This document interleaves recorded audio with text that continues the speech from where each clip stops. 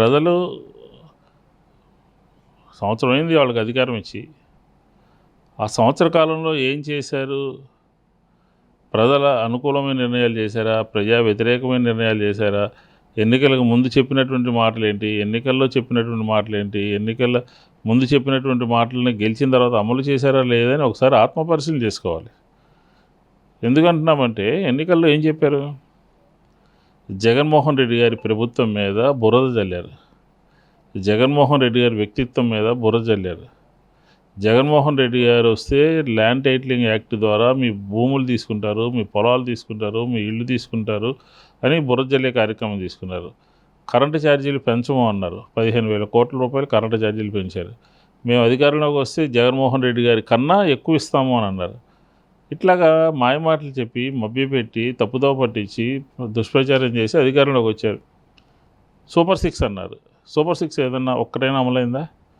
Super 6 పూర్తిగా ప్రజలకి, ఆంధ్ర రాష్ట్ర ప్రజలకి వెన్నుపోటు. సరే, లబ్ధిదారుల సంగతే కాదు, అభివృద్ధి సంగతి ఏంటి? ఏం జరిగింది అభివృద్ధి అంటే? మేము చేసినటువంటి పోర్ట్లు, ఎయిర్పోర్ట్లు, మెడికల్ కాలేజెస్, సచివాలయాలు, ఆర్బీకే సెంటర్లు ఒకటి కాదు మొత్తం నామరూపాలు లేకుండా చేశారు. మెడికల్ కాలేజీలు అమ్మేస్తారా? ప్రైవేట్ పరం చేస్తారా? లేకపోతే ఆర్బీకే సెంటర్లు ఎత్తేస్తారా?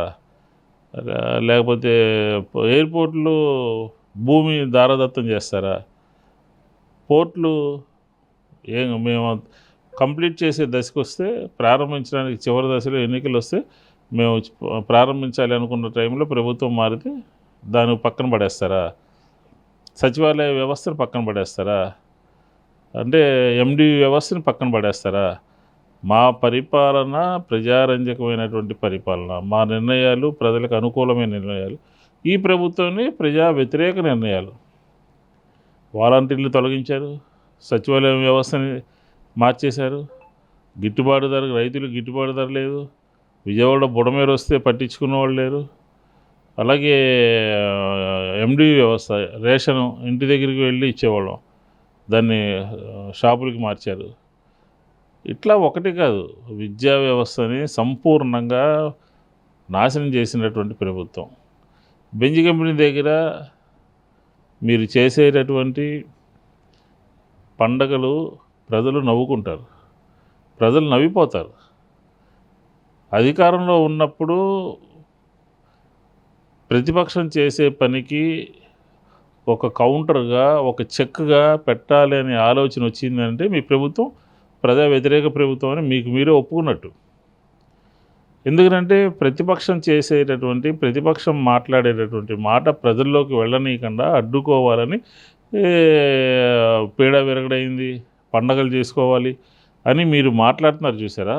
అది మీకు మీ గుండెల్లో భయం పట్టుకున్నట్టుగా అర్థమవుతుంది. ఎందుకంటే విద్యా వ్యవస్థ నాశనం, శాంతి భద్రతలు నాశనం, పోలీస్ యంత్రాంగం చెప్పు చేతుల్లో పెట్టుకున్నారు, అప్పులు 1,50,000 కోట్లు, సూపర్ 6కి వెన్నుపోటు ప్రజలకి, ఇట్లా అన్ని రకాలుగా చేశారు.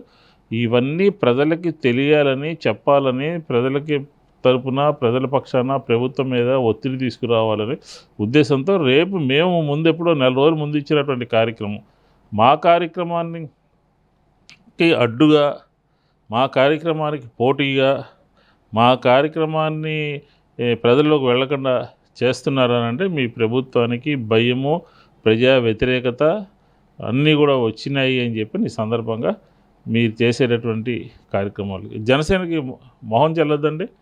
జనసేన పండుగ చేసుకుంటుందా?